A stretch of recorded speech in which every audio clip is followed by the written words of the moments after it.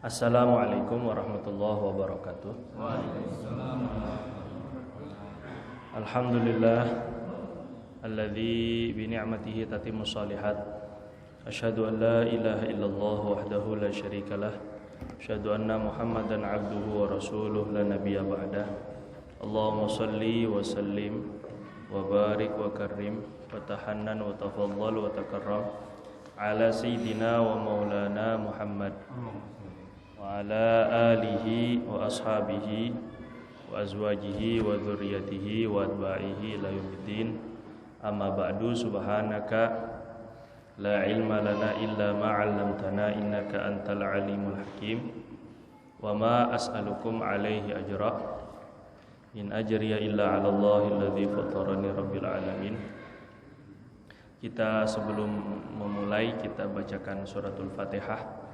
Tawassul dengan surat yang penuh berkah, surat yang paling agung dalam Al-Quran, itu suratul Fatihah. Semoga dengan Al-Fatihah yang kita baca, Allah membukakan pintu-pintu rahmatnya, membukakan hati kita untuk menerima ilmu yang manfaat dunia akhirat.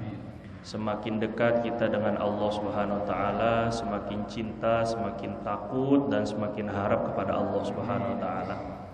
Dengan Fatihah yang kita baca juga kita niatkan semoga Allah Subhanahu wa taala beri hidayah kepada diri kita, keluarga kita, masyarakat kita, umat seluruh alam.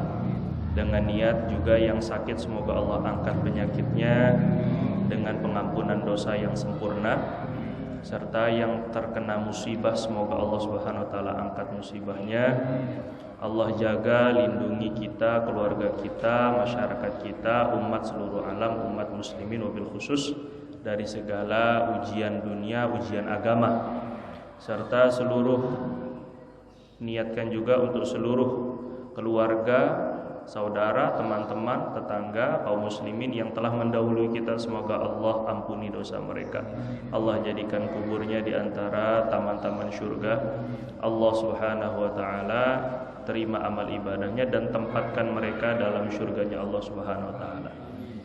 Serta seluruh doa yang kita doakan, hajat yang kita hajatkan, urusan yang kita tengah selesaikan, semoga Allah bantu, Allah permudah. Ala hadhihi niyat wa ala kulli niyatin salihah wa ala ma nawaina wa ala ma nawa masyaikhuna wa waliduna wa aslafuna salihun ila hadratin nabi sallallahu alaihi wa alihi wasallam bi alfi al-Fatihah. A'udzu billahi minasyaitonir rajim. Bismillahirrahmanirrahim. Alhamdulillahirabbil alamin arrahmanir rahim maliki yaumiddin. Iyyaka na'budu wa iyyaka nasta'in ihdinas siratal mustaqim siratal ladzina an'amta 'alaihim ghairil maghdubi 'alaihim waladdallin. Rabbighfirli wa liwalidayya wa lil mu'minina amin. Kita sekarang masuk ke halaman 9 Pak kalau di buku. Permasalahan mengenai darah perempuan. Ya. Tapi yang hadir nggak ada yang punya darah ya Pak ya. Nggak apa-apa. Halaman 9 tentang darah wanita Pak, darah perempuan. Ini ilmu ya Pak. Ilmu itu tentang Allah, dari Rasul, itu namanya ilmu. Yang bukan dari Allah, dari Rasul, kata Imam Ghazali namanya fan, seni aja. Ya, matematika itu bukan ilmu, seni matematika. Ya bukan ilmu dia. Komputer itu bukan ilmu, tapi seni komputer, gitulah lebih kurang. Karena bukan dari Allah dan Rasulnya langsung. Nah, ilmu yang sejati, hakiki itu adalah yang berasal dari Allah dan Rasulnya. Jadi begini maksud saya, sekecil-kecilnya ilmu atau hal yang mungkin menurut kita sepele ya, ilmu itu, ilmu dari Allah dan Rasulnya tentu, maka di mata Allah, dalam pandangan Allah dan Nabi itu besar. Maka para sahabat ini membesarkan apa yang besar menurut Allah dan Rasulnya. Ini penting ini Pak. Sehingga sebab Nabi SAW sampai bilang begini dalam riwayat Muslim, Nabi bilang la taqumus sa'ah tidak akan terjadi hari kiamat. Hatta yurfa'al ilmu wa yafshuwal jahlu.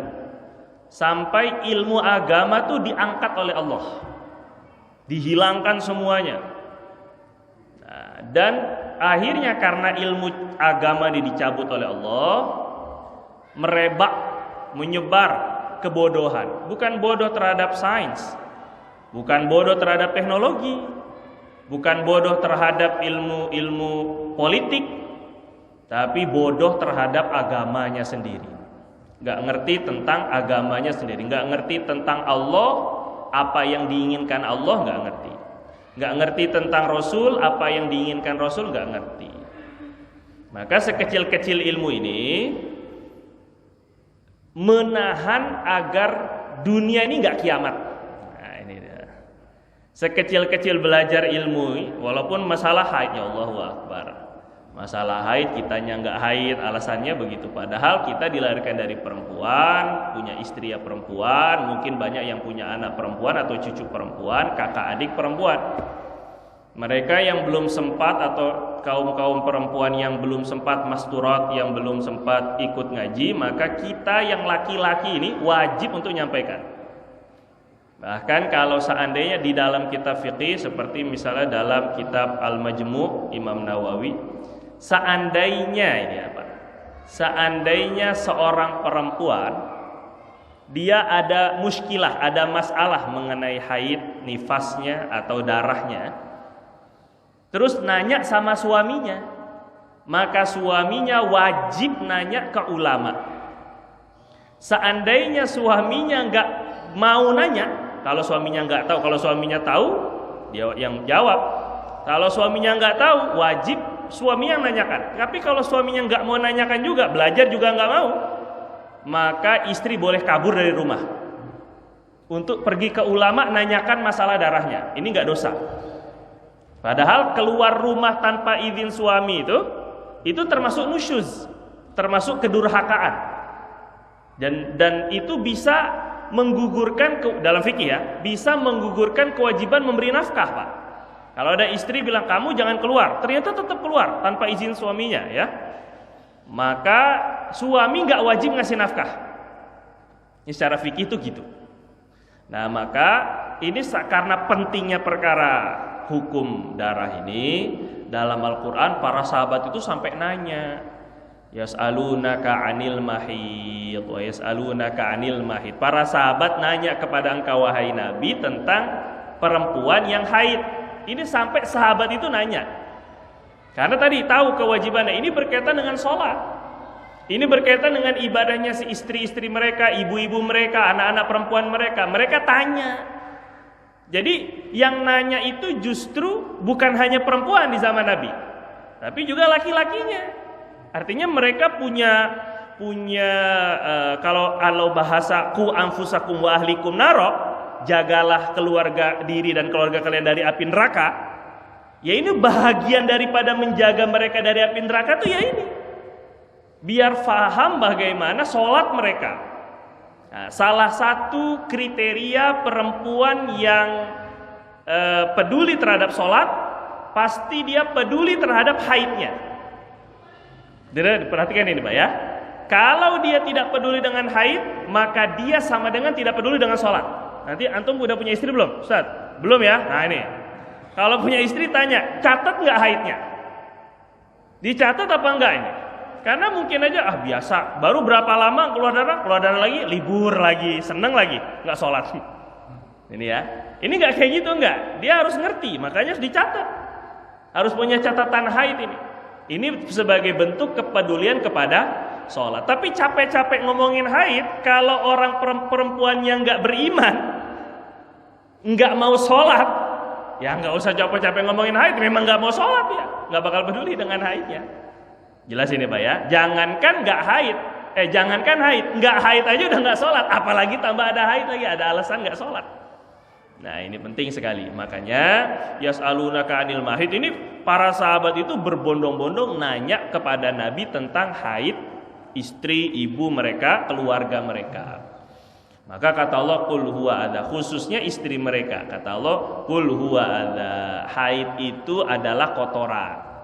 Fa'tazilun nisaa fil mahid, maka jauhi perempuan hanya pada tempat keluarnya darah haid.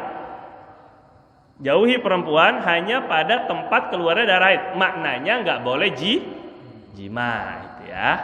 Paham ya Pak ya? Fa idza tatahharna fatuhunna min haitsu amarakumullah, gitu ya. Kalau seandainya sudah suci, berhenti, kemudian mandi, baru boleh digauli lagi. Nah, ini ayat dulu turun ketika turun itu orang-orang Yahudi dulunya, mereka ini kalau ada istri mereka haid itu nggak mau tidur bersama, nggak mau serumah bersama, saking jijiknya sama perempuan yang lagi haid, seperti najis.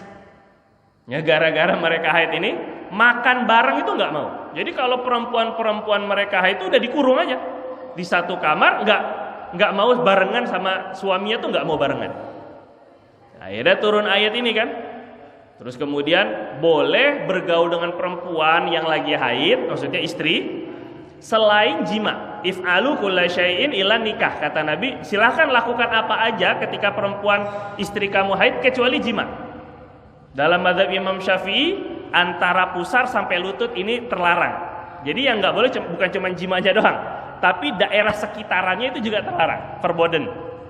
Ya, ini ya, karena takut mendekati. Maka robasyayu tahukmahu, kata dalam kaidah fikih, sesuatu yang mendekati sesuatu maka dihukumi seperti sesuatu yang didekati. Ini pelataran masjid. Hukumnya apa ini pelataran masjid? Apakah dihukumi masjid atau dihukumi di luar masjid? Dihukumi masjid karena dia dekat dengan sesuatu. Paham ya? Maka yang dilarang Nabi itu adalah jima. Terus daerah sekitaran itu juga dilarang, antara pusar sampai lutut dalam mazhab Imam Syafi'i. Jadi ketika turun ayat itu dilarang untuk jima, maka orang-orang Yahudi ini ngejek gitu ya. Nah, dan para sahabat itu bilang, kalau agama kami ini masih mudah, kalian itu susah sekali. Para ini akhirnya kata Yahudi, enggak, kalau kami kalian nih kalau kami melakukan sesuatu maunya beda aja. Di kami nggak mau bergaul sama sekali dengan istri yang sedang haid. Di kalian kok malah boleh bergaul. Maunya setiap kami melakukan sesuatu tuh Muhammad maunya beda mulu hukumnya. Jadi mereka tuh seakan nggak mau disaingi gitu. Nah, ini merasa mereka ngenyeknya gitu, ngejek katanya. Oh, ini Muhammad mah bikin hukumnya pasti berbeda mulu, maunya beda aja sama kami, begitu lebih kurang ya. Dianggapnya Nabi Muhammad tuh bikin hukum sendiri. Akhirnya para sahabat ini ngadu ke Nabi. Nabi, ini kan para Yahudi, orang-orang Yahudi, mereka nggak mau bergaul sama sekali, nyentuh sekamar satu kasur sama istri mereka ketika haid. Terus kita kan boleh nih, cuman yang nggak boleh cuman jima, Nabi. Bagaimana kalau seandainya saya usulkan, ini kata sahabat, saya usulkan kita biar lebih berbeda dengan Yahudi, kita jima aja istri kita yang lagi haid, katanya gitu, biar sekalian beda. Paham nggak ini kira-kira dia? Nah, ini maka Nabi SAW marah. Nabi bilang if'alu kulla syai'in illa nikah. Enggak begitu aturannya. Ini dari Allah, bukan dari saya. Kita bukan karena pengen sekedar berbeda dengan mereka, enggak. Karena ini memang hukum dari Allah Subhanahu wa taala. Nabi bilang, udah kalian silahkan buat apa aja silahkan kecuali nikah, maksudnya kecuali jima. Udah itu aja yang nggak boleh. Jadi itu nggak bisa dilanggar, itu mah nggak bisa diotak-atik, kata Nabi itu ya. Jelas ini ya. Jadi ketika itu maka para sahabat pun juga taslim, taat, mereka nggak menggauli perempuan-perempuan yang lagi haid. Dan di dalam hadis riwayat Tirmidzi, walaupun hadis ini dianggap dhaif, tapi banyak ulama mazhab lain yang mengamalkannya. Jadi kalau di dalam hadis riwayat Tirmidzi itu, man ata imratahu wa hiya haid, siapa yang mendatangi, menjima perempuannya ketika haid, terus kemudian di awal-awal masa keluar haid, fa alaihi dinar, maka dia wajib membayar 1 dinar. 1 dinar itu 4,25 gram emas. Kalau hukuman laki-laki suami yang menggauli istrinya lagi haid ketika awal-awal masih darahnya hitam pekat, itu 1 dinar. Berarti 4 jutaan kafarotnya. Ini untuk menghapus dosanya. Tapi yang menggauli istrinya saat ketika sudah di masa akhir, udah nggak terlalu pekat darahnya, itu 0,5 dinar, 2 jutaan. Lebih kurang ya. Ini hadis ini dhaif, sunnah di dalam madzhab Imam Syafi'i. Kalau ada laki-laki yang menggauli istrinya ketika haid, maka sunnah, nggak wajib.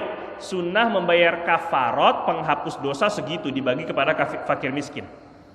Itu dalam di dalam kafarotnya ya, dalam hadis.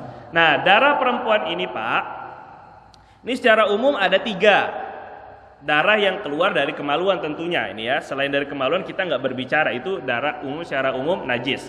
Nah, darah yang keluar dari kemaluan ini 3. 1 yang namanya haid, 2 namanya nifas, yang ketiga istihadoh.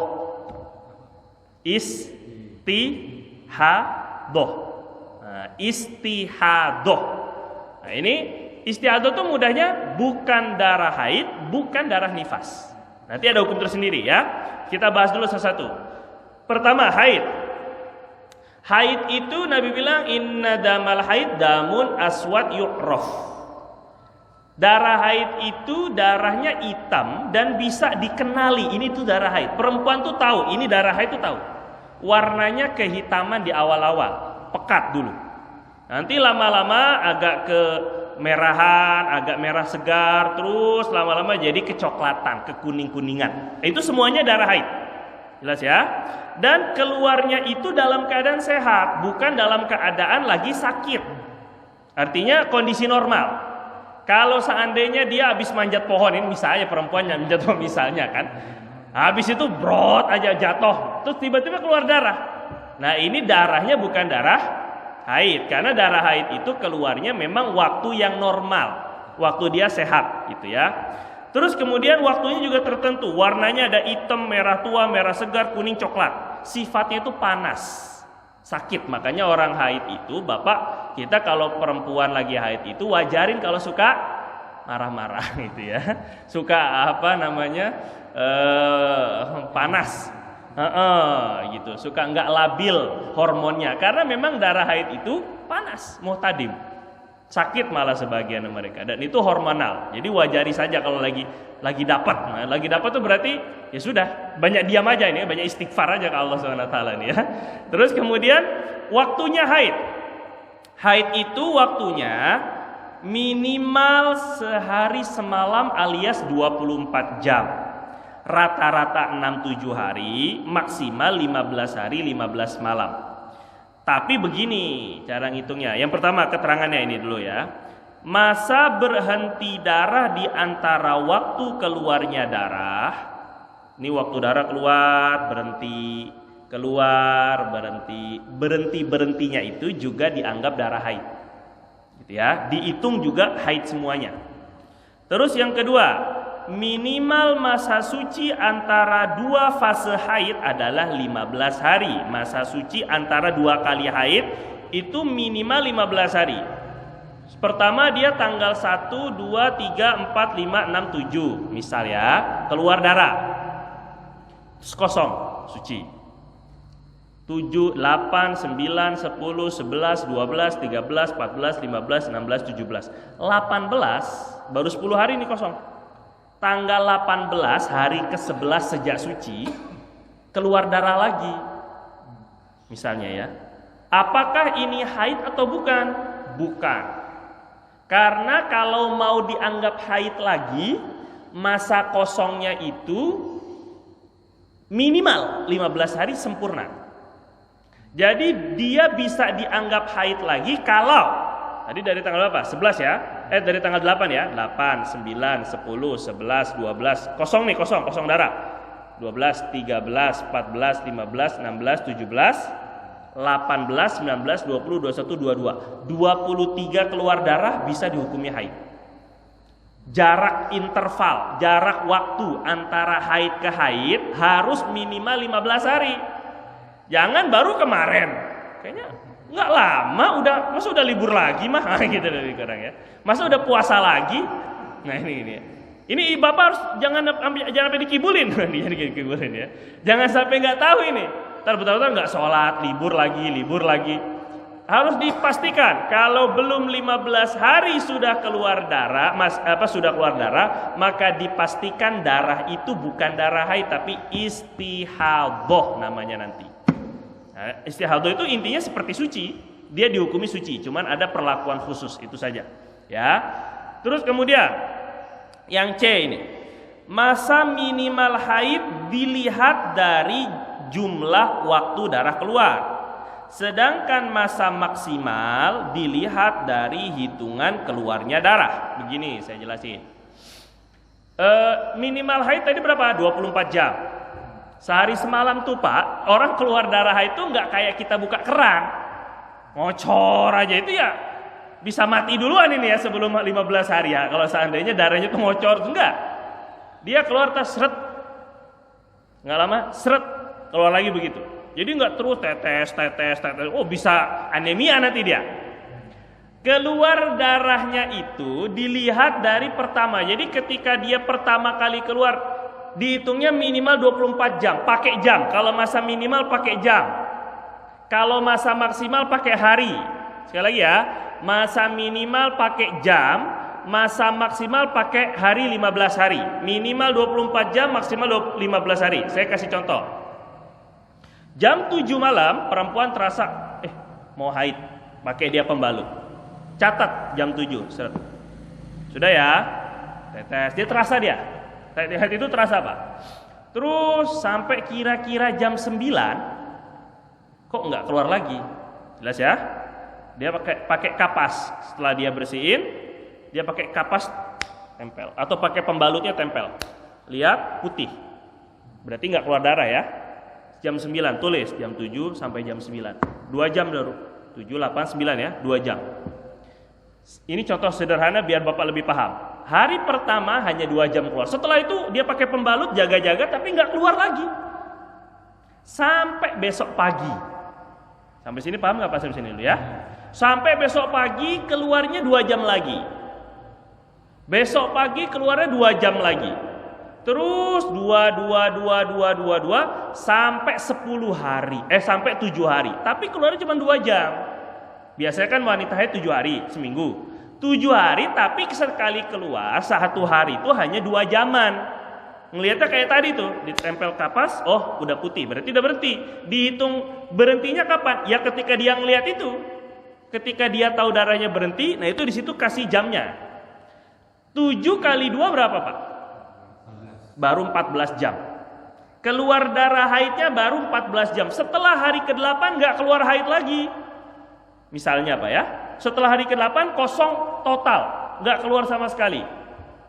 Maka karena darah haidnya nggak nyampe minimal masa haid 24 jam, semua darah-darah tadi tidak dianggap haid, wajib qadha sholat dari hari pertama. Dari hari pertama 1, 2, 3, tapi nggak dosa. Karena dikira dia haid. Paham ya Pak ya? Tapi salah sangka. Karena itu cuma 2 jam. 2 kali 7 sama dengan 14. Jadi kalau masa minimal dilihatnya dari waktunya, jamnya. Total jamnya tuh berapa? Tapi kalau masa maksimal bukan di 15 kali 24 jam. Oh itu bisa berbulan-bulan nanti jadinya. Tapi 15 hari, 15 malam memang hari. Jadi kalau seandainya perempuan misal ya Pak ya, misalnya dia keluar 2 jam sehari, 2 sampai tanggal 15, hari ke-15. 2 kali 15 berapa? 30, semuanya dianggap haid. Ketika keluarnya sampai tanggal 16 masih keluar, ini jelas bukan haid lagi tanggal 16-nya. Namanya istihadoh. Istihadoh. Jelas ya Pak ya? Jadi sekali lagi saya ulang, masa minimal haid 24 jam pakai hitungan waktu. Jadi tambahannya semua ditambah sehari berapa jam. Kalau 24 jam minimal masuk 24 jam, oh ini haid dah jelas. Kalau ternyata sebelum 24 jam berhenti, maka si perempuan wajib sholat dari awal. Harus dari tanggal 1, 2, 3, 4, 5 tuh 6, 7 semuanya wajib diqadha karena dia ternyata bukan haid itu darah. Paham ya Pak ya? Sehari semalam 24 jam. Tapi tadi kalau masa maksimal itu 15 hari. Bisa dipahami sampai sini Pak? Sama juga begini, saya kasih lagi contoh. Perempuan keluar haid. Hari pertama 7 jam. Hari kedua 7 jam. Hari ketiga 7 jam. Berapa Pak sudah? 21. Sudah ya? Ternyata hari keempat berhenti, kosong. Hari kelima kosong. Hari keenam kosong. Hari keempat kosong, kok udah berhenti ya? Bapak ditanya sama istri, ayah ini saya kok udah nggak ada darah lagi. Saya sholat nggak? Ini suka begini nih perempuan. Saya sholat nggak nih? Maka pakai prasangka. Kira-kira mamah ini ya, bunda itu Kak Umi biasanya berapa lama? Biasanya seminggu gitu. Terus sekarang darahnya seharian ini udah nggak ada lagi, nggak ada. Ya udah, ambil hati-hati sholat karena udah anggap berhenti. Tapi tadi kan yang 3 hari sebelumnya 7 kali 3 baru 21. Berarti haid bukan? Haid bukan Pak? Bukan, karena minimal haid 24 jam. Berarti harus qodho lagi tuh yang 3 hari tadi. Tambah hari keempat karena tadi dia nungguin dikirain masih ada darah ya. Maka 4 hari ini diqodho semua nih sholat. Hari kelima di sininya sholatnya kan. Nah qodho itu nggak mesti terus capek nantinya. Cukup misalnya subuh 2 kali, nanti zuhur 2 kali, gitu aja biar gampang. Nanti kalau dia berbuat seperti itu selama 4 hari kan ketutup semua kan. Selama 4 hari dia setiap sholat fardu itu 2 kali, subuh 2 kali, zuhur 2 kali, asar 2 kali, begitu ya. Cara qodho tuh gitu aja mudahnya. Ya kalau ada bapak-bapak atau dari kita, saudara kita, keluarga kita punya utang sholat di tahun-tahun sebelumnya, gimana nih caranya? Ya udah buat kayak gitu, nggak usah sholat sunnah, malah nggak boleh sholat sunnah. Sholat ba'diyah, qobliyah itu semuanya diganti sama sholat fardu. Karena kita masih punya utang. Caranya gimana? Ya tadi, subuh 2 kali, zuhur 2 kali. Kalau mau lebih cepat ketutupnya, subuh jadi 3 kali. 1 untuk kewajiban sholat sekarang, 2-nya untuk qodho. Jadi langsung tertutup 2 hari. Zuhur, begitu lagi, asar, maghrib, isya, begitu semuanya. Sebulan Bapak begitu, berarti sebulan Bapak udah qodho sholat. Sudah membayar kewajiban sholat. Caranya gitu. Sampai kapan? Tapi sudah bertahun-tahun, udah banyak dah saya ninggalin sholat. Sampai hati tenang, agak-agak kayaknya rasa-rasa sudah ketutup. Selama belum tenang, selama masih ada rasa-rasa masih punya utang sholat, terus lakukan kayak gitu. Nggak perlu sholat sunnah apapun, tahajudnya semua diganti sholat fardu. Nggak boleh malah sholat sunnah. Jelas ya Pak ya? Orang yang wajib belum ketutup kok mau sunnah? Nggak bisa. Nggak ada bandingannya. Kembali. Nah tadi si ibu tadi tuh gitu, 3 hari keluar total baru 21 jam. 4 hari ditunggu ternyata kosong gak ada darah. Akhirnya dia memutuskan ini sudah berhenti, mandilah dia. Padahal dia kalau gak mandi pun gak masalah karena bukan haid. 21 jam tadi, sudah ya Pak ya. Ternyata hari ke-6 kok keluar. Nah ini dia, 4 kosong, 5 kosong, 6 keluar. Tek. Dan keluarnya 7 jam, 7 kali 4, 7 ini kan 3, tambah hari ke-6, 7 jam. Berarti berapa? 28. Sudah 28 jam berarti masuk haid. Sebenarnya itu haid semua tuh. Karena dia nggak tahu masa depan, maka tadi sholat gitu ya Pak ya. Kalau ternyata keluar darah, oh ternyata saya nggak perlu qodho sholat. Karena memang yang kemarin itu haid semua berarti. Yang 5 pas dia sholat 4, 5 tuh bagaimana tuh? Kan dia sholat, padahal 6-nya masih keluar. Karena dia nggak tahu ya nggak dosa. Sholat dalam yang 4, 5 ini yang kosong dihitung haid juga. Jadi sehingga kalau 6 keluar, 7 keluar, 8 keluar, 9 terus sampai hari ke-15. Ini yang kosong 4 dan 5 tuh dihitung haid juga. Jadi sampai tanggal 15 aja. Bukan nambah karena 4, 5 masih kosong jadi tambah 16, 17. Enggak. Jadi haid itu kosong-kosongnya tetap dihitungi haid selama tidak lebih sampai 15 hari. Yang penting sudah masuk masa minimal nih 24 jam haid. Terus biarkan sampai hari ke-15. kalau masih keluar darah terus itu nggak masalah. Kosong-kosongnya hari ke-8 keluar darah, hari ke-9-nya berhenti lagi. Tunggu dulu, pakai prasangka. Ini semuanya pakai iman dan takwa ini mah ya, tergantung iman dan takwanya si perempuan. Pakai prasangka, kira-kira keluar lagi nggak nih, kok kosong nih lama, sampai setengah hari kosong, sampai sore kosong, malam nih kosong. Kira-kira aja prasangka, kalau kira-kira akan keluar lagi, prasangka kuat akan keluar lagi, maka nggak apa-apa ditunggu dulu. Tapi kalau sekiranya dia udah punya prasangka kuat, kayaknya udah berhenti nih, wajib mandi hari ke-9. Sudah Pak ya? Kemudian nanti 10-nya 11, keluar lagi 11. Ini kan repot kan, masalah haid gini-gini juga repot kan Pak, gini-gini doang juga udah repot kan, apalagi yang ngalamin Pak. Gitu ya. Ini 11-nya keluar darah, 9, 10-nya berhenti, 11 keluar darah, 12, 13, 14, 15, 16 keluar. Nah ini namanya istihadah. Nanti perhitungan istihadah nanti akan ada ya. Terus haid itu Pak ada umurnya. Umur wanita, perempuan, anak perempuan haid itu minimal 9 tahun hijriyah. Semua umur, semua waktu di dalam fikih dihitungnya pakai hijriyah.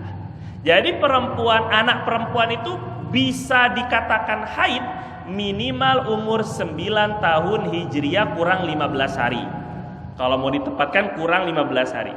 Ulang tahunnya tanggal 1 Muharram. Muharram, jadi Dzulhijjah, Muharram, Safar, Rabiul Awal dan seterusnya. Misalnya ada orang perempuan ulang tahunnya itu 1 Muharram. Tahun baru Hijriah, tahun baru Islam, ya Pak ya. Pada tahun yang ke-9 tahun, berarti Muharram yang ke-9. Muharram ke-1, Muharram ke-2 terus sampai tahun ke-9 ya. Pada tahun yang ke-9, 1 hari sebelum 1 Muharram, 1 hari sebelum 9 tahun 1 Muharram, itu keluar darah sudah anak perempuan ini ya, kira-kira mungkin SD kelas 9 tahun itu 3 tahun, 3 SD kemungkinannya. Jadi kalau 3 SD pas sebelum ulang tahunnya 1 hari keluar darah, itu sudah bisa dianggap haid dah. Makanya hati-hati sekali, jangan anggap wah anak perempuan kita masih kecil tiba-tiba haid, nggak ngerti sholat, nggak ngerti cara mandi junub, ini bahaya ini ya. Dari kecil SD itu sudah diajarkan kewajiban-kewajiban agama. Kembali 7 tahun itu kata Nabi ya. Terus kemudian 9 tahun ini, jadi kalau ada anak di bawah 9 tahun baru 8 tahun keluar darah. Baru keluar 8 tahun ini sudah keluar darah, maka ini bukan darah haid dan dia belum balik. Belum ya Pak ya, itu darah kotor, damul fasak bahasa Imam Syafi'i ya. Kemudian maksimal umur itu nggak ada penentuan, karena menopause itu orang beda-beda. Menopause perempuan itu beda-beda. Cuma rata-rata biasanya umur 60. Ini dulu. Umur sekarang dengan makanannya, dengan hawanya, dengan polusinya lah macam-macam, 40 masih haid itu udah alhamdulillah itu Pak. Berarti masih subur. 40 perempuan sekarang ini, 45 itu udah menopause sudah. Kalau dulu biasanya 60. Ini fikih dulu. Fikih sekarang tuh 45-an ke atas itu sudah berhenti haidnya, udah nggak bisa punya anak secara zahir ya. Kemudian berikutnya sekarang nifas. Nifas itu Pak bukan hanya darah yang keluar setelah melahirkan. Nifas itu keluar darahnya setelah rahim kosong. Jadi kalau ada orang nggak lahiran, dia keguguran, habis itu dikuret. Habis keguguran dikuret. Darah yang keluar dari kemaluannya apa ini? Nifas. Karena habis kosongnya rahim. Jadi nggak mesti darah setelah melahirkan, nggak mesti. Ya Pak ya, darah setelah kosongnya rahim seorang perempuan. Kalau belum kosong udah keluar darah, ini bukan nifas. Contoh, ada orang perempuan lahiran, naudzubillah min dzalik, lahirannya susah. Keluar baru palae doang sampai pundak. pala sama pundak aja. Itu sampai 1 hari, Pak. Jelas ya sampai sini ya. Tapi nyangkut ya, nggak mau keluar dia pegangan lagi mungkin. Nggak bisa keluar ya, setengah doang badannya nih, baru keluar setengah. Sampai 1 hari. Darah yang keluar selama si anak belum keluar total dari rahimnya itu darah apa? Darah nifas bukan? Bukan. Darah ketika melahirkannya belum kosong rahim ini bukan nifas. Paham ya Pak ya? Itu darah melahirkan, bukan darah nifas. Kenapa? Karena belum kosong rahimnya, masih nyangkut setengah. Paham Pak? Konsekuensinya apa? Konsekuensinya dia selama 1 hari tadi itu tetap wajib sholat. Ayo, kumaha eta? Gimana sholatnya kan masih nyangkut ini, bayi dan sebagainya. Kalau memungkinkan sholat ketika itu, kalau memungkinkan saya katakan, sholat untuk menghormati waktu saja. Sekedar sholat sebisanya aja, dalam keadaan tidur, dalam keadaan nggak menghadap kiblat, pokoknya sekedar sholat gugurin waktu aja. Karena seharian ini. Jelas ya Pak sampai sini ya? Konsekuensinya gitu, karena bukan nifas. Kalau memang nggak memungkinkan, mungkin dalam keadaan nggak sadar, mungkin repot, ya. Setelah keluar anak, ya Pak ya sampai sini. Setelah keluar anaknya keluar, bles, habis semua keluar, baru keluar darah nifas toh. Berarti dia nggak wajib sholat, paham ya Pak? Maka 1 hari yang kemarin anaknya nyangkut itu wajib dikodok nanti setelah dia suci dari nifas. Wajib dibayar itu utang sholatnya sehari ketika anaknya nyangkut seharian tadi, karena belum nih nifas. Paham nggak Pak kira-kira ini? Nah gitu dia. Jadi nifas itu kalau sudah kosong rahim, nggak mesti kalau dalam melahirkan ya. Keguguran, keluar darah setelahnya nifas. Jadi hitungannya bukan pakai hitungan haid. Kalau hitungan haid 15 hari, kalau nifas 60 hari paling lama gitu ya. Kemudian masa minimal nifas itu sekejap. Cepat keluar udah selesai suci terus udah nggak ada lagi. Rata-rata 40 hari, tapi bukan nunggu 40 hari. Kalau seandainya udah selesai dalam 20 hari udah selesai darahnya, ya udah jangan ditunggu sampai 40 hari. Ini kadang ada fatwa sesat menyesatkan. Ibu-ibu tunggu 40 hari dulu baru kita sholat. Nah, itu rata-rata 40 hari. Tapi kalau sebelum 40 hari udah berhenti darahnya, maka itu sudah suci, mandi, sholat kayak biasa. Terus maksimal 60 hari sejak kapan? Nah, pertama, keterangannya. Kalau jika darah keluar kurang dari 15 hari setelah melahirkan, maka darahnya dihukumi nifas. Kalau darahnya setelah 15 hari melahirkan, 15 hari setelahnya baru ada darah, maka ini darahnya darah haid, bukan darah nifas. Paham nggak Pak?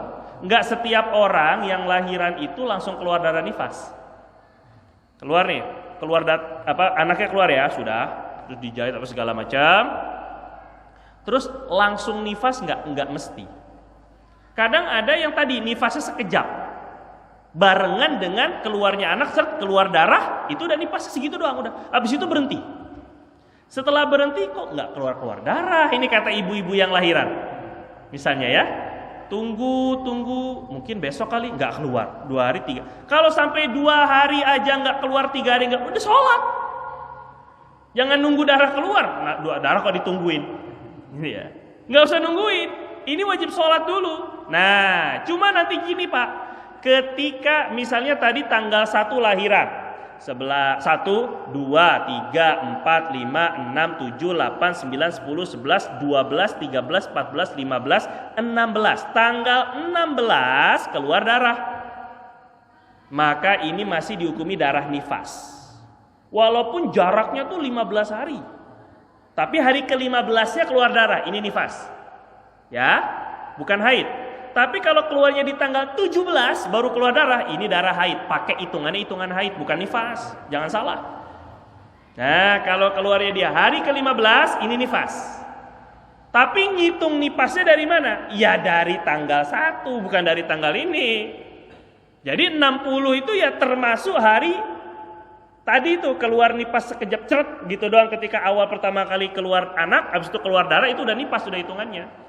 Karena nifas itu tadi ketika kosongnya rahim keluar darah itu nifas sudah. Nah, dihitungnya dari jadi 15 hari kosong tadi itu dihitung nifas juga. Kira-kira paham ya Pak ya? Jadi 60 hari itu tadi. Terus kemudian masa hamil. Nah, ini penting, ini kenapa kok membahas masa hamil ini ya? Masa hamil itu Pak minimal 6 bulan sempurna dalam kandungan. Sempurna tapi 6 bulan full dalam kandungan itu minimal. Keluar anak maka dia sudah bisa dibinkan ke suami yang sah. Ini pentingnya mempelajari masa hamil ini sebenarnya ya untuk mengetahui iddah, status pernikahan, status anak gitu ya. Begini Pak, maksimal 4 tahun. Hamil itu maksimal 4 tahun. Ini ditemui oleh Imam Syafi'i masalahnya ya. Jadi Imam Syafi'i itu istiqra dulu, bikin statistik dulu.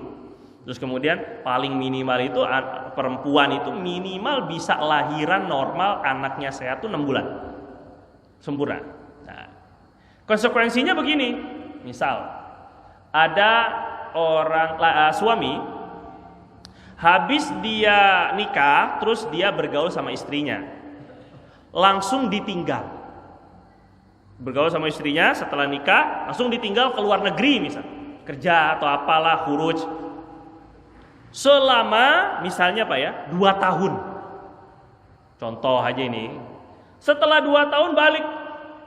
Nah, terus si ibu si istri ini ternyata baru saja melahirkan anak. Setelah 2 tahun, baru anaknya ini baru umur sehari 2 hari. Maka suaminya ini, loh, ini kok anak saya apa bukan ini? Nah, gitu. Ini hasil kita ayah misalnya. Si perempuannya ngakunya gitu istrinya. Enggak, ini anaknya sampean, ini anaknya ayah ini. Dari mana kok masa baru lahir? Saya kan tinggalin kamu 2 tahun. Ini pakai ini. Masa maksimal hamil bisa sampai 4 tahun. Maka kalau nggak ada bukti yang kuat sekali bahwa si perempuan itu zina, naudzubillah, nggak boleh nuduh itu ini anak hasil zina ini pasti ini. Kamu main sama orang ini pasti. Nggak boleh, haram. Dan anaknya juga nggak boleh didustakan gitu. Kalau dia punya saksi 4 orang dan seterusnya, itu baru bisa dihukumi zina. Tapi kalau nggak bisa. Karena hanya gara-gara lahiran setelah 2 tahun, itu karena masih memungkinkan masa maksimal lahiran itu atau hamil itu 2 tahun dalam fikih ya Pak ya. Masalah hakikatnya itu ya baik antara dia dengan Allah gitu. Hakikatnya apakah si perempuan ini berzina atau tidak, itu hakikat dia dengan Allah. Cuma secara zahir fikih si laki-laki nggak boleh nuduh istrinya zina hanya gara-gara baru lahiran setelah 2 tahun. Nah begitu juga gini, banyak masalah. Ini gimana Pak? Lanjut tipis ya. Lanjut tipis katanya. Ini istihadah masih ini lagi. Gini Pak, misalnya si perempuan ini suka ada orang yang bilang anak zina. Anak zina itu terus dia nggak bakal dapat warisan. Konsekuensi anak zina ya, nggak dapat warisan. Kalau anak zinanya perempuan, maka bapaknya nggak bisa jadi wali. Biasanya yang kasihan itu ketika si bapak sudah sadar, udah taubat, dia baru ngaku, ini dulu saya sama bini, sama istri saya ini dulu sebenarnya hamil duluan, baru kawin, ini married by accident gitulah katanya orang ini kan. Nah ini akhirnya bagaimana ini si anaknya anak perempuan, kalau saya nggak walikan nanti dia tahu, malu dan sebagainya. Nah ini penting sekali. Status sebagai anak zina itu kalau ketika si laki-laki dan si perempuan zinanya ini dia menikahnya, setelah menikah si anak keluar dari rahim si perempuan kurang dari 6 bulan. Ini baru dihukumi anak zina. Saya kasih contoh. Misalnya si anak ini misalnya dia udah hamil duluan memang. Ya Pak ya. Dia hamil duluan. Tanggal 1 Januari biar gampang nih gambarannya ke Bapak. 1 Januari. Hamil duluan. Akhirnya nikah 1 Januari. Udah hamil duluan, udah ketahuan hamil, nikah 1 Januari. Februari, Maret, April, Mei, Juni, Juli, Agustus. 1 Agustus anaknya lahiran. Karena tadi hamil sebelum nikah tuh baru 2 bulanan atau 1 bulan setengah udah dinikahin. Ini anaknya binnya atau bintinya tetap ke suami. Karena ada masa hamil 6 bulan. Karena tadi masa hamil tuh minimal 6 bulan. Jadi Januari, Februari, Maret, April, Mei, Juni, Juli. Kalau dia lahir 1 Juli itu masih bisa dibinkan ke si suaminya. Bintinya masih ke suaminya karena 6 bulan masih ada waktu hamilnya. Kalau lahirnya itu Juni, April, berarti nggak sampai 6 bulan kandungan pernikahan, ini nggak bisa dibinkan. Paham nggak Pak kira-kira Pak? Nah ini pentingnya ini, makanya mengetahui masa minimal hamil itu 6 bulan. Ya jelas ya. Jadi kita nggak bisa sembarangan bilang ini anak zina. Memang hakikatnya anak zina, tapi secara fikih ini binnya ke suami yang sah ini yang sudah jadi suaminya atau belum, tergantung masa kandungan anak ketika setelah nikah. Makanya kalau ada, ini bukan membenarkan Pak, jelas ini bukan membenarkan ya. Kalau ada pezina dan pezaniah gitu ya, pezina laki-laki dan pezina perempuan, terus zina terlanjur, itu cepat-cepat dinikahkan. Kalau masa kandungannya 6 bulan lebih udah bisa binnya ke suami. Tapi ini bukan melegalkan perzinahan tentu ya. Ini kita nggak bicara itunya. Fikihnya, fikih binnya itu maksudnya nasabnya itu nanti. Nah, jadi nggak setiap orang yang tekdung ini melendung duluan terus nikah berarti anak-anak zina pasti, nggak mesti. Secara fikih itu begitu. Jelas kira-kira ya? Nah, terakhir itu istihadhah. Nah, istihadhah itu secara gamblang langsung cepat saya jelaskan. Pokoknya dihukumi haid nggak bisa, dihukumi nifas nggak bisa. Tadi misalnya haid lebih dari 16 hari itu sudah nggak bisa dikatakan haid, atau kurang dari 24 jam nggak bisa dikatakan haid. Ini istihadhah. Nifas juga begitu, lebih dari 60 hari masih keluar darah. Ini istihadhah. Jelas ya Pak ya? Oke. Cuma ketika nanti wanita istihadhah ini dianggap seperti perempuan yang suci. Bahkan wanita istihadhah boleh dijima. Dijima sama suaminya itu halal.